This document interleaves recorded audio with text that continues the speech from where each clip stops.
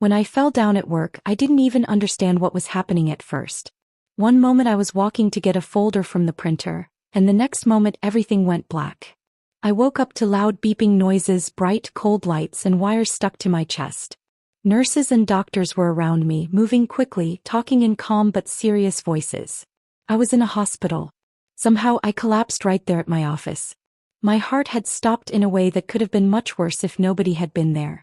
I was lucky my coworkers acted quickly. They called 911 immediately, and that probably saved my life. Before I continue, don't forget to subscribe and join the awesome community. Drop a comment below to tell me where you're watching from. Even though I was in a hospital bed hooked up to machines, I kept thinking about my family. I knew the doctors had already called my parents to tell them I was in trouble. But I didn't hear from them. I waited and waited. For 2 whole days nothing came. No phone calls, no texts, no visits. It was like I didn't exist to them at all.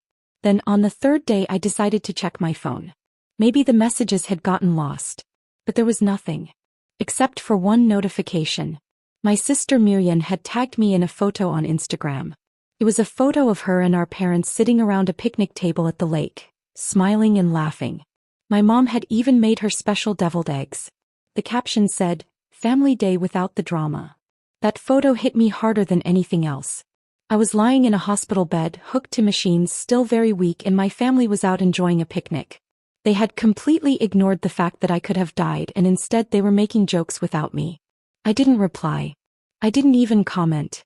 I just stared at the screen until it dimmed, feeling something inside me quietly snap. I had been ignoring signs of trouble for weeks. I had headaches, sometimes felt dizzy, and my chest would tighten. But I pushed through it. I had bills to pay, responsibilities to take care of, and family members who relied on me. My mom's car payment needed covering. My sister Miriam would text me every couple of days asking for money, calling it a quick loan. My dad pretended like his missed mortgage payments were my responsibility. I felt like I didn't have a choice. I thought I couldn't slow down even if my own body was warning me to stop. People don't understand this. They see happy family photos online, smiling faces and captions about love and togetherness. They think everything is fine. But they don't know what it's like to be the only kid in the house who is always the background character. My sisters, Miriam and Naira, could crash a car or mess up in some big way, and somehow they still got praised for learning something. I, on the other hand, could win a statewide engineering award, and my mom's only response would be, "Oh, cool. Did you thank your teacher?" I didn't even want recognition anymore. I just wanted someone to care, someone to say thanks, even a little. But that wasn't something my family ever gave me. So I worked. I worked through weekends. I paid bills I shouldn't have been responsible for. I pushed myself through exhaustion. I told myself it was fine until that Monday when I collapsed. I was standing at my desk, preparing for an important presentation for a major client. I went to grab a folder and suddenly everything went black. When I woke up, I was scared and confused. The hospital staff was incredible. They were kind, professional, and they treated me like I mattered. They realized I had no one at my bedside, so they contacted my emergency contacts again. My parents. I waited, but nothing happened. No calls, no texts, no visits. Days passed. On the 3rd day I saw only one notification. It was Miriam tagging me in that same Instagram photo. I stared at it, feeling hurt, angry, and invisible. Something inside me changed that day. Not in a loud, angry way, but in a quiet, final way. Like a door closing that would never open again. I was still weak, still hooked up to machines, but I felt different. I wasn't the same person who would blindly cover everyone else's problems. I slowly started to recover. The doctors ran tests on my heart, checking every detail. I barely spoke to anyone unless I had to. I was quiet, watching, waiting, and thinking. Then 4 days later I woke up to see 74 missed calls and a text from my dad. "We need you. Answer immediately." No, "How are you?" No, "Are you okay?" Just those words. 4 days without a word, then this urgent demand. I didn't feel panic. I didn't feel anything. Just a calm, quiet feeling that replaced whatever emotions I used to have in moments like that. I knew I wasn't going to call them back. Not this time. Instead, I remembered a number I hadn't used in months. I saved it under a name I never deleted, BMPs. I hadn't called him because I was embarrassed. He didn't like the rest of my family, and I had been too ashamed to admit he was right. But that morning I called him. He answered immediately. He didn't ask how I was. He didn't make small talk. He just asked which hospital I was in. That was it. No hesitation. No judgment. Just someone who cared. He arrived 40 minutes later. He looked the same as ever. Same windbreaker, same watch he had worn since I was a kid, same calm, ready face. He walked in, sat beside me and said, "So they finally broke you too, huh?" I didn't ask how he knew. I just nodded. He stayed with me the entire day. He talked to my nurse, asked real questions, quietly paid for one of the tests my insurance had rejected, and started helping me sort through all the problems I had left on autopilot. We went through everything together. My name was on 5 different loan agreements, 3 credit cards, 2 utility accounts, and a car insurance policy for a vehicle I didn't even drive. I had been doing all of this automatically, always stepping in for my family because I thought that was what family meant. Fixing the holes and not expecting anything back. But I realized then that they didn't just lean on me. They leaned through me. I wasn't a person to them. I was a pressure valve, a cash dispenser, a problem solver, and only valuable as long as I didn't remind them of what they owed me. BMPS helped me make a list of everything. Then we started shutting things down one by one. I canceled the auto transfer to Miriam's checking account. She had said she was barely getting by, but she had flown to Miami 3 times this year and posted about it online each time. She could take care of her own bills now. Naira's rent deposit? She could call the provider herself. My mom's car insurance? She could pay for it herself. And the loan I co-signed for Miriam that she had conveniently stopped mentioning for months? I flagged it and filed a fraud report. I wasn't trying to ruin anyone, I just wasn't going to be their backup plan forever.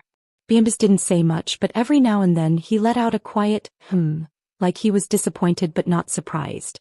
He had always told me the truth. Loyalty is only as strong as the people you are loyal to. By the time he left that evening, my phone was already ringing and buzzing with dozens of calls. My mom left voicemails pretending she just heard about my hospital stay. Naira texted in all caps trying to guilt me. Miriam went quiet, which usually meant she was planning something worse. Then my dad crossed the line. He came to my apartment. Gramps had warned me. He had seen my dad's car outside earlier idling. I was still recovering and not strong enough to walk without help. But that didn't stop him from parking there waiting like I was a hostage. I didn't respond. The calls and texts kept coming. At first it was just voicemails. Then there were dozens more. I played one on speaker just to see if anything had changed. It was my mom. She said, "I don't know what you're trying to prove, but this isn't the way to do it." The tone wasn't fear or concern. It was just frustration that the ATM was broken. Miriam texted next. First, she sent a screenshot of her checking account balance. $29. Then she added, "What the hell is going on? Fix this." I stared at the screen. My anger rose for a moment, then I let it go. I had felt that anger before, but now it was louder, sharper, and final. Naira tried a different approach. She wrote a long, emotional text saying she loved us all and didn't want drama. She asked me not to punish her for things she hadn't done. That was funny because she had ghosted me for 3 months the last time I told her I couldn't co-sign another lease. But it didn't matter. The first domino had fallen and they didn't realize I was the one who pushed it. By the time my dad came to my apartment, the fallout had already started. He didn't even talk about my hospital stay. He just wanted to fix things his way. I stayed silent. I was still recovering. I wasn't going to let them control me or my life anymore. For the first time in a long time, I felt like I mattered. Not because my family suddenly cared, but because I had chosen someone who truly did. Someone who would be there, no questions asked, no judgment, just support. I realized that loyalty is a choice, not an obligation. You can care for people, but you can't let them treat you like a doormat. That day in the hospital, lying in bed, I made a decision. I wasn't going to let anyone use me again. I would help where I could, but I wouldn't sacrifice myself for people who didn't see me as a person. For the first time I felt free.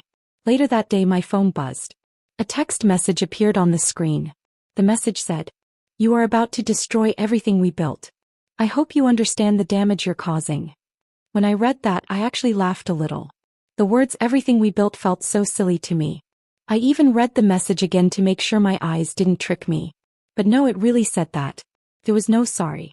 No, "Are you okay?" No, "I heard you were in the hospital, what happened?" There was nothing kind at all. Just a sentence full of fear and anger. Felt like they were scared. Scared that they couldn't control me anymore. Scared that they were losing the power they had used over me for so long. It was like they were afraid I was finally walking away, and they didn't know how to stop me. Then something else happened.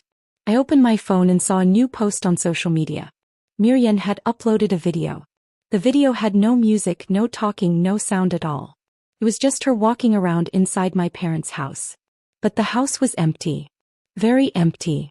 Not like someone was moving or cleaning. It looked like nobody lived there anymore. The front door was wide open. The living room had no couch, no chairs, no pictures on the wall. The curtains were gone, the dining table was gone, every room looked hollow and cold. The house looked like it had been cleared out and abandoned. Like someone had taken everything away. Under the video, Miriam wrote a caption. They took everything. And guess who let them? I watched the video one time. Then I opened my bank app to check something. I looked at the mortgage, the money for paying the house loan. It said it was unpaid again. It said it was overdue. They hadn't paid the loan. Instead, they took money out of the house to pay Miriam's credit card bills. They also used money to help Naira start a business. A candle shop or maybe a clothing store, I couldn't even remember. But the business failed after 2 months. And none of that money went to the mortgage. Last year I warned them only once. I told them if they didn't take care of the house money, if they didn't use it wisely, I would stop helping. They didn't listen. They thought I would never stop. But I did. And when I did, the bank took the house back. That was why it was empty. My grandfather, I call him Gramps, was with me when I found the documents. I didn't speak. I just held my phone and slowly scrolled through the late notices, overdue bills, warnings, and letters. They had been mailed to my parents instead of me, so I never saw them until now. Gramps looked at the screen, nodded once, and stood very still. Then he made calls. 3 of them. 1 to his lawyer. 1 to an old friend who worked with estates and inheritance. 1 to his accountant, a person who helps with money. I didn't even know he had one. What Gramps told me later changed my whole understanding of everything. He said that my family didn't only take money from me, they tried to get money from him too. Naira took him to brunch twice, even though she never spent time with him before.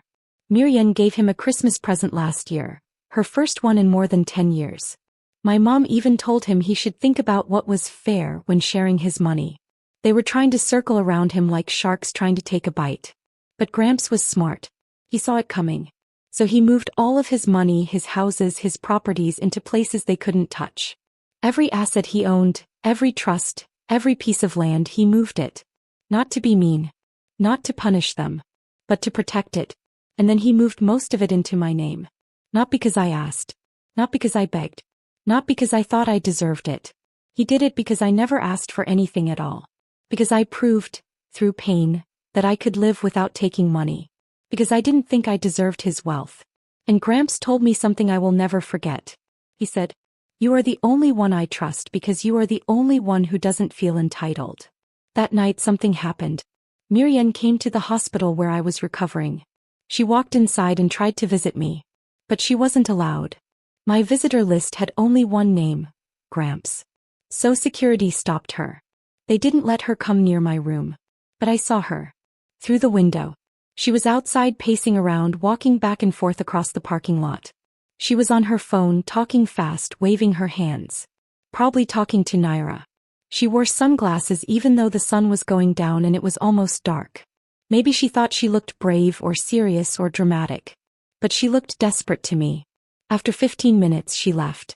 I thought that was the end. But 1 hour later my phone buzzed again. A new message from her appeared. "If you don't fix this, I swear to God you will regret it." There was no heart emoji, no smile, no love. Just those words. She wanted me to feel scared. She wanted me to run back to them. But I didn't feel fear. I didn't feel worried. I didn't even feel sad. For the first time in my life, I felt nothing at all. No guilt. No duty. No weight on my chest. I was no longer trying to be the perfect son. I wasn't trying to fix everyone. I wasn't trying to carry the family anymore. I finally felt free. A couple hours later, someone knocked on my hospital door.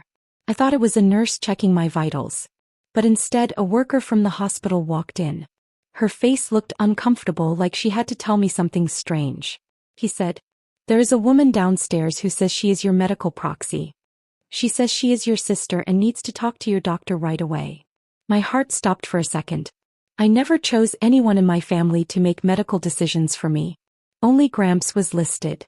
I asked the worker, "Which sister?" She checked the paper in her hand and said, "Naira." I almost laughed. Naira hadn't texted me in days. She hadn't visited. She didn't even ask if I was okay after I came to the hospital. She only cared when I stopped paying her rent. And now she wanted to tell doctors what to do with me? She wanted control. I told the hospital that no one from my immediate family had permission to speak for me. They nodded and agreed. Security escorted Naira out. She never came near my room. At first I thought she was just being dramatic, like trying to act like a hero in a story where she wasn't one. But I was very wrong. Later, Gramps walked into my room holding a big thick envelope. He put it on my bed. Inside were printed screenshots of emails. Emails between my parents and a law office I had never heard of. When I read the emails, my hands felt cold. They were trying to take legal control over me. They wanted to say I was sick in the head. That I was unstable. That I was making crazy choices with money. That I could not take care of myself. And if they were able to do that, they could take everything. They could freeze my accounts, reopen credit cards, steal from the money Gramps gave me and control everything I owned. All because I stopped helping them. All because I walked away. The same people who never checked if I was alive 4 days ago were trying to take my whole life from me. My chest felt tight, but not with sadness, with understanding. Something inside me clicked like a puzzle piece falling into place. I realized something huge.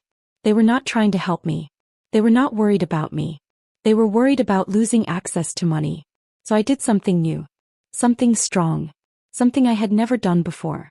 I made a list. A list of every shared account. Every bill I ever paid for them. Every card, every loan, everything that could be used against me. That evening, Gramps' lawyer came to my hospital room with papers already ready to sign. We signed them. We filed them the very next morning. We sent a cease and desist letter to my parents and sisters, telling them they were not allowed to pretend to be my medical proxy or speak to my doctors ever again. We put fraud watches on every bank where my name was ever connected. We put a freeze on every property I co-signed. If they tried to sell or move anything, the law would stop it right away. I also changed where my job sent my payment. My salary no longer went to the old bank. It went to a new one, a secret one, under a trust that Gramps' estate planner built just for me. For the first time in many years, I felt safe. But it didn't stop there. Naira posted a video online. She filmed herself crying, or pretending to, with messy makeup and shaky hands. The light was dim, like she wanted it to look sad. She didn't say my name, but she didn't need to. It was obvious she meant me. He said, "Someone in our family is going through something dark. We are trying to help him, but he is hurting people. We don't want to lose him, but he is destroying everything we built." There it was again. Everything we built. As if I didn't build it. As if I wasn't the one who paid bills. As if I wasn't the one who saved them again and again. Her video became popular fast. People commented. Friends asked questions. Cousins I hadn't spoken to in years sent messages like, "We're here if you need us." Miriam shared the post with a heart emoji and said, "Praying for peace." But they weren't praying for peace. They were praying that I would break. They wanted me to feel bad and come running back. Instead, I posted one photo, me sitting in the hospital bed beside Gramps. No sad words, no story, no fight. Just, sometimes silence is not a weakness. It is strength. That was all. 2 hours later my phone rang. Miriam called. I did not answer. She called again. Then Naira called. Then my mom. I ignored them all. Then a message came from my father. It said, "We didn't want it to come to this. You are forcing us to do things we never wanted to do." They still thought I was controlled by them. They still believed they could scare me. They still thought they were the ones in charge. They had no idea what was about to happen. 2 days later, a letter was hand-delivered to the hospital. It came in a shiny white envelope with fancy printing. I opened it hoping, just for a moment, that maybe they were finally reaching out with kindness or love. But inside were only cold legal words. It was a notice saying they planned to ask a judge for emergency conservatorship over me. That meant they wanted the court to say I could not control my own life. They said I was mentally unfit. They said I was unstable. They said I made unsafe money decisions.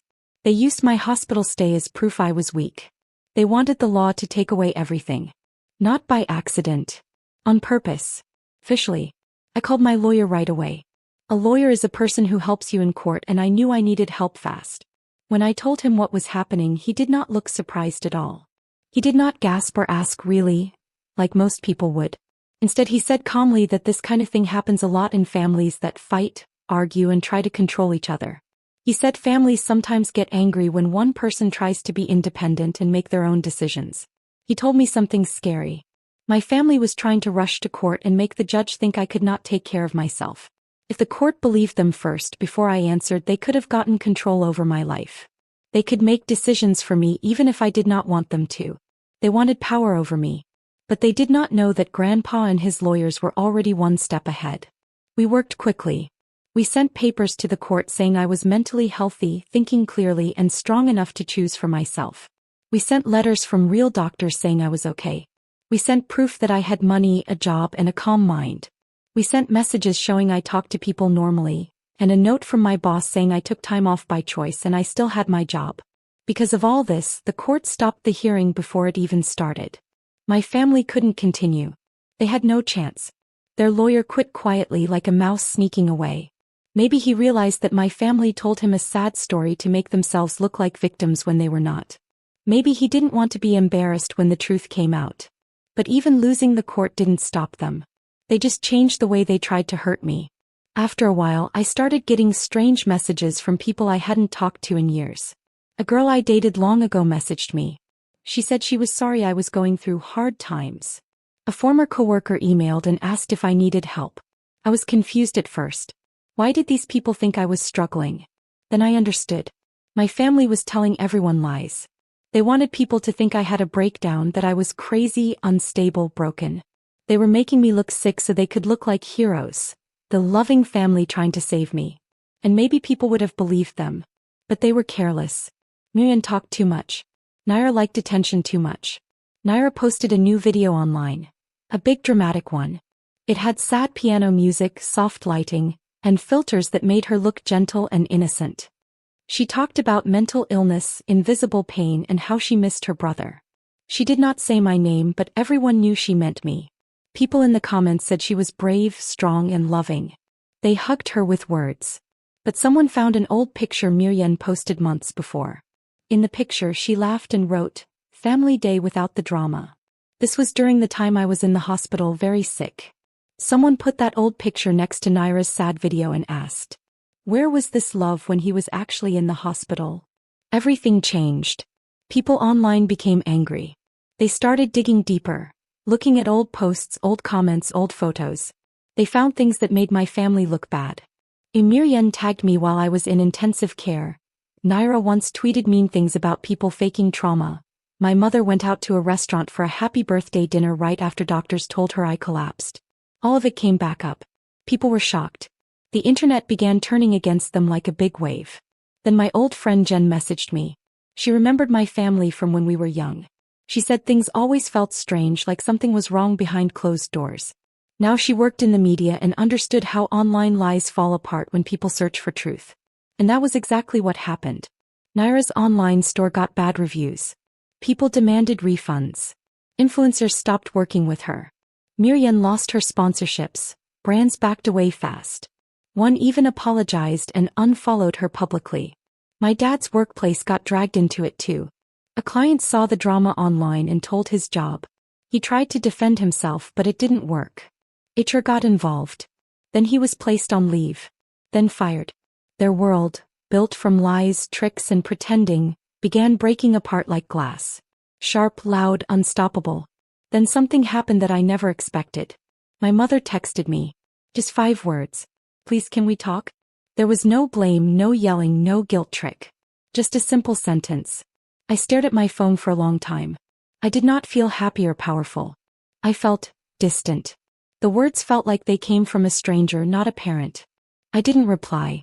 Instead, I opened my notes and wrote down what I still needed to do, what to cancel, what to end, what to cut out forever. I was not angry anymore. Anger burns, but burns away. I was just done. Empty, calm, finished. I thought losing the court case, losing jobs, losing support online would stop them. But selfish people don't quit. They change tactics. When I finally left the hospital, still weak, Grandpa came to pick me up. He smiled gently, handed me a drink, and said we would stay at his house for a while. I felt safe with him. My apartment felt too close to the past. Too heavy with memories.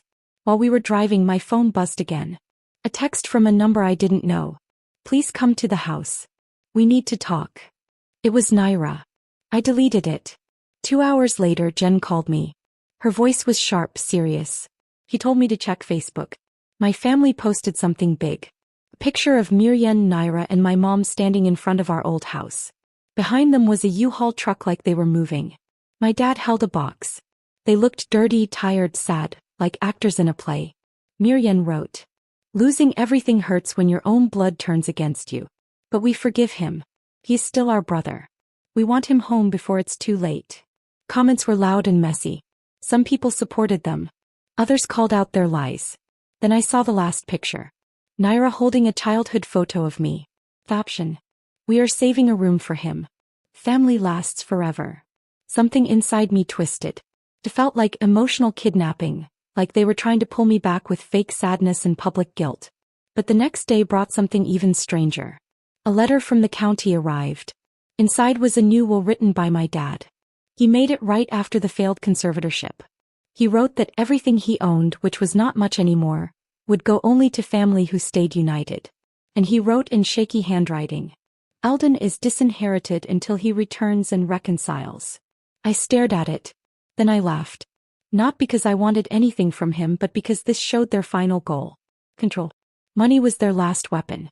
They wanted me scared of being cut out. But they missed one truth, the most important one. I wanted to be cut out.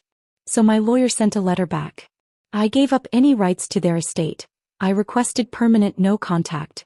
I removed them as emergency contacts forever. Simple. Firm. Final. 2 weeks later, Grandpa and I moved far away across states. He wanted to see the mountains again.